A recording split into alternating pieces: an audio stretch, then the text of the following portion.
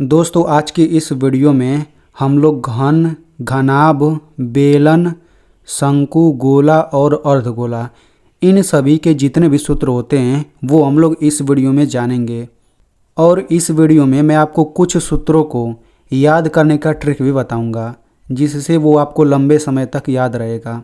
तो चलिए इस वीडियो को शुरू करते हैं। तो देखिए सबसे पहले हम लोग घनाभ से शुरू करते हैं। तो देखिए घनाभ को इंग्लिश में क्यूबाइड कहा जाता है, ठीक है। तो हम लोग घनाभ के सूत्रों को जानने से पहले कुछ पदों को इंग्लिश में जान लेते हैं ताकि इंग्लिश मीडियम के बच्चे भी समझ सकें इन सभी सूत्रों को। तो देखिए इन सभी सूत्रों में बार बार आपको सुनने को मिलेगा कुल पृष्ठीय क्षेत्रफल, ठीक है ना। तो कुल पृष्ठीय क्षेत्रफल को हम लोग इंग्लिश में कहते हैं टोटल सरफेस एरिया और इसको शॉर्ट में TSA बोला जाता है, यानी टोटल सरफेस एरिया, ठीक है। अब देखिए कुल पृष्ठीय क्षेत्रफल बोले या फिर संपूर्ण पृष्ठीय क्षेत्रफल भी बोला जा सकता है। कुल की अंग्रेजी भी टोटल होती है और संपूर्ण की अंग्रेजी भी टोटल ही होती है, ठीक है। तो कुल पृष्ठीय क्षेत्रफल और संपूर्ण पृष्ठीय क्षेत्रफल एक ही चीज़ है। अब देखिए आपको इसमें एक और चीज़ सुनने को मिलेगा वक्र पृष्ठीय क्षेत्रफल। तो देखिए वक्र पृष्ठीय क्षेत्रफल को इंग्लिश में कहते हैं कर्व्ड सरफेस एरिया और शॉर्ट में CSA बोला जाता है। अब आयतन को इंग्लिश में कहते हैं हम लोग वॉल्यूम, ठीक है। अब और क्षेत्रफल को इंग्लिश में एरिया कहा जाता है, आपको पता है, ठीक है। तो आप इतना जान गए। चलिए अब हम लोग घनाभ के सूत्रों को देखते हैं, ठीक है। तो देखिए सबसे पहले हम लोग घनाभ का कुल पृष्ठीय क्षेत्रफल देख लेते हैं। तो घनाभ का कुल पृष्ठीय क्षेत्रफल होता है 2 कोष्ठक में LB + BH + HL, ठीक है। यानी कि LBH क्या चीज़ है हम लोग यहाँ पे सबसे पहले यही जान लेते हैं। तो देखिए L का मतलब होता है लंबाई, यानी कि लंबाई को L से दिखाते हैं। L से क्यों दिखाते हैं? क्योंकि इंग्लिश मतलब ये होता है। L का फुल फॉर्म लेंथ होता है। वैसे ही B का मतलब चौड़ाई होता है, इंग्लिश में ब्रेथ बोला जाता है। H का मतलब ऊंचाई होता है और इसका फुल फॉर्म हाइट होता है, ठीक है ना। इतना आप समझते रहिए। तो देखिए तो घनाभ का कुल पृष्ठीय क्षेत्रफल होता है 2 कोष्ठक में LB + BH + HL। LB के बीच में कुछ नहीं है, प्लस माइनस जोड़ घटाना, तो यहाँ पे गुणा माना जाता है। तो इसको हिंदी में लिखना चाहें तो ये हो जाएगा 2 कोष्ठक में लंबाई गुणा चौड़ाई प्लस चौड़ाई गुणे ऊंचाई प्लस ऊंचाई गुणे लंबाई। तो हिंदी में ये सूत्र हो जाएगा, ठीक है। अब देखिए घनाभ के चारों दीवारों का क्षेत्रफल क्या होगा। तो देखिए घनाभ में ऊपर और नीचे वाले पृष्ठ को छोड़ दीजिए तो चारों दीवार बचेगा। तो घनाभ के चारों दीवार का क्षेत्रफल ये होता है 2H कोष्ठक में L + B, ठीक है। इसको हिंदी में अगर बोलना चाहें तो ये हो जाएगा 2 गुणा ऊंचाई गुणा कोष्ठक में लंबाई प्लस चौड़ाई। चलिए अब हम लोग घनाभ का आयतन देख लेते हैं। तो घनाभ का आयतन बराबर होता है LBH, बीच में कुछ नहीं है तो गुणा माना जाएगा, यानी कि हिंदी में लंबाई गुणा चौड़ाई गुणा ऊंचाई, ठीक है। घनाभ के विकर्ण की लंबाई का सूत्र ये होता है रूट में L² + B² + C², यानी कि हिंदी में क्या हो जाएगा लंबाई का स्क्वायर प्लस चौड़ाई का स्क्वायर प्लस ऊंचाई का स्क्वायर। तो इस तरीके से हमने घनाभ के सभी सूत्रों को देख लिया। हम लोग यहाँ पे घनाभ का चित्र देख लेते हैं, ठीक है। तो देखिए ये घनाभ का चित्र है। अब इसमें देखिए यहाँ से लेकर यहाँ तक, यानी कि यहाँ से लेकर यहाँ तक लंबाई को L से दिखाते हैं। यानी कि अगर ये लंबाई 5 सेंटीमीटर है तो हम उसको L = 5 सेंटीमीटर लिखेंगे। वैसे ही ये चौड़ाई होता है, यानी इस रेखा की लंबाई ये तो चौड़ाई है, ठीक है। और ऊंचाई तो आपको पता ही है, ये यही ऊंचाई है यहाँ से लेकर यहाँ तक, ये भी उतना ही ऊंचाई कहा जाएगा, ठीक है। तो ऊंचाई को H से दिखाते हैं। तो इस तरीके से हमने घनाभ के सूत्रों को जान लिया और घनाभ का चित्र भी देख लिया। चलिए अब हम लोग घन को समझते हैं, ठीक है। तो घन को इंग्लिश में क्यूब कहा जाता है। अब देखिए घन का कुल पृष्ठीय क्षेत्रफल क्या होता है 6A², ठीक है। इसमें A क्या चीज़ है? देखिए इसमें A देखने को मिलेगा सभी सूत्रों में।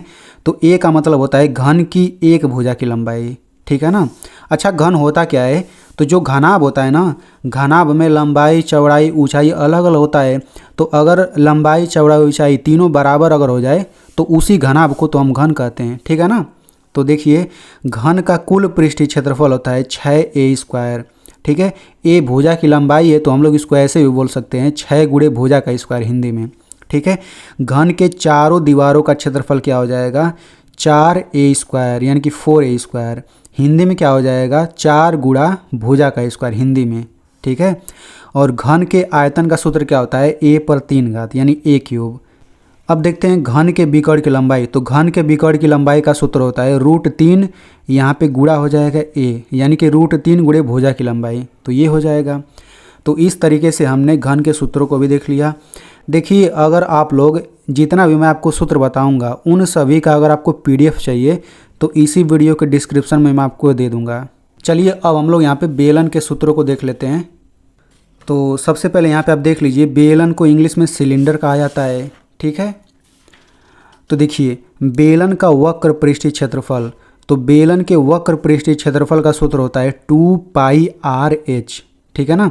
यहाँ पे बीच में कुछ नहीं है तो सब गुणा है, 2 गुणा पाई गुणा r गुणा h, सब गुणा है। बेलन का कुल पृष्ठीय क्षेत्रफल का सूत्र होता है 2πr/h + 2πr², यानी ये वाला सूत्र तो होता ही है, एक ये भी वाला सूत्र होता है। यानी कि इसी सूत्र में से अगर हम 2πr अगर हम कॉमन ले लें, बाहर ले लें, तो यहाँ पे h बचेगा और 2πr बाहर निकल गया तो यहाँ पे r बचेगा। यानी कि बेलन का कुल पृष्ठीय क्षेत्रफल का ये सूत्र तो होता है, ये पूरा ये भी सूत्र होता है, ठीक है ना। लेकिन मैं आपको बता दूं, अगर बेलन का कुल पृष्ठीय क्षेत्रफल आप इस सूत्र से लगाएंगे तो आंसर जल्दी आएगा, कैलकुलेशन कम करना पड़ेगा, ठीक है ना। लेकिन आंसर इससे भी आ जाएगा, दोनों सूत्र है, कोई भी लगाइए। बेलन के आयतन का सूत्र होता है πr²h, ठीक है। तो बेलन का आयतन का सूत्र होता है πr²h, ठीक है। अब इन सभी सूत्रों में r और h क्या है वो हम समझ लेते हैं। तो देखिए, r जो होता है ना, बेलन के आधार की त्रिज्या होता है। तो बेलन का आधार एक वृत्त है, तो उसी वृत्त की त्रिज्या r है, ठीक है। r का फुल फॉर्म रेडियस होता है। h क्या है, बेलन की ऊंचाई है। तो अगर आप इतना समझ गए तो हम लोग यहाँ पे बेलन का आप चित्र देख लेते हैं। तो देखिए, यही बेलन है, ठीक है, बेलन। तो बेलन में देखिए यहाँ पे नीचे वृत्त है, ऊपर भी वृत्त है। तो यहाँ से यही केंद्र है वृत्त का, तो यहाँ से लेकर यहाँ तक ये जो लंबाई है इसी को हम लोग त्रिज्या कहते हैं, r। और बेलन की ऊंचाई आपको पता ही है, दोनों केंद्र यहाँ पर है, इनके बीच की दूरी तो h है, यानी कि ये जो रेखा है इसी की लंबाई तो h है। तो इस तरीके से हमने बेलन का भी सूत्र सभी देख लिया। अब हम लोग शंकु का सूत्र जानने से पहले हम लोग यहाँ पे एक सूत्र को याद करने का ट्रिक देख लेते हैं। तो देखिए, घनाभ का कुल पृष्ठीय क्षेत्रफल ये होता है, तो इसको याद करने का मैं आपको ट्रिक बता देता हूँ। उसके बाद हम लोग शंकु का आयतन देखेंगे, मतलब शंकु के सभी सूत्रों को देखेंगे, ठीक है। तो देखिए, सबसे पहले हम लोग यहाँ पे एक वृत्त बना लेते हैं, ठीक है। यहाँ पे ऐसे तीर बना लेते हैं, हमें ऐसे चलना, याद रखिए, घड़ी की दिशा में। यहाँ पे L लिखिए यानी लंबाई, यहाँ पे B लिखिए यानी चौड़ाई, यहाँ पे H लिखिए यानी कि ऊंचाई, ठीक है ना। अब देखिए यहाँ पे घनाभ का कुल पृष्ठीय क्षेत्रफल का ये सूत्र होता है। तो ये हम कैसे लिखेंगे, तो देखिए, सबसे पहले 2 लिख लीजिए, यहाँ कोष्टक बना लीजिए। तो सबसे पहले L से चलिए, हमको ऐसे चलना है घड़ी की दिशा में। तो सबसे पहले यहाँ से यहाँ चलिए, तो लंबाई और चौड़ाई आ गया, LB हो गया, फिर प्लस लगा दीजिए। अब हमें यहाँ से यहाँ चलना है, यानी कि BH हो जाएगा, फिर प्लस लगा दीजिए। अब ऐसे चलिए तो ये HL हो जाएगा, ठीक है। तो इस तरीके से घनाभ का कुल पृष्ठीय क्षेत्रफल याद हो जाएगा, ठीक है। आगे भी हम लोग गोला और अर्धगोला का ट्रिक देखेंगे, ठीक है।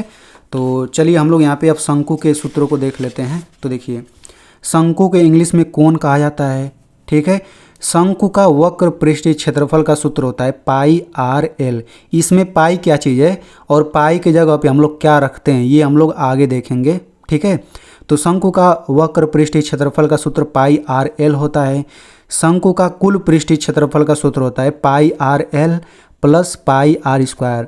तो शंकु का कुल पृष्ठीय क्षेत्रफल का सूत्र ये तो होता ही है, ये भी सूत्र होता है। क्यों, क्योंकि πr हमने कॉमन यहाँ पे ले लिया है, तो यहाँ पे बचेगा l, πr यहाँ से निकल जाएगा, बचेगा r। तो ये भी सूत्र होता है, लेकिन इस वाले सूत्र से जल्दी आंसर आता है, ठीक है। अभी हम लोग समझेंगे कि r/l क्या चीज़ है। शंकु के आयतन का सूत्र होता है 1/3 πr²h, ठीक है। अब यहाँ पे एक चीज़ समझ लीजिए, देखिए, ये तीनों सूत्र तो होता ही है, लेकिन ये सबसे महत्वपूर्ण सूत्र है, ये सबसे महत्वपूर्ण सूत्र है। L² = r² + h²। यहाँ पे सबसे पहले हम समझ लेते हैं, उसके बाद मैं आपको बताऊंगा इसके बारे में। L क्या चीज़ है, शंकु की तिरछी ऊंचाई है, ठीक है। हम लोग यहाँ पे चित्र से समझेंगे तभी अच्छे से समझ में आ पाएगा। तो देखिए, तो यहाँ पे ये रहा शंकु, ठीक है, ये शंकु है। तो यहाँ पे देखिए, नीचे ये वृत्त है और यहाँ पे ऊपर यहाँ तक उठा हुआ है। तो नीचे जब वृत्त है तो ये केंद्र है, तो यहाँ से लेकर यहाँ तक ये लंबाई जो है ना, इसी को r कहते हैं, त्रिज्या कहते हैं। और तो यहाँ पे सबसे पहले समझते हैं एल क्या है, शंकु की तिरछी ऊंचाई है। तो शंकु की तिरछी ऊंचाई यहाँ से लेकर यहाँ तक, ये जो आपको रेखा दिख रहा है इसी की लंबाई तो तिरछी ऊंचाई कहलाता है शंकु का। आर क्या है, शंकु के आधार की त्रिज्या। तो शंकु का आधार वृत्त है, तो नीचे जो वृत्त है ना उसी की त्रिज्या तो आर है। ठीक है।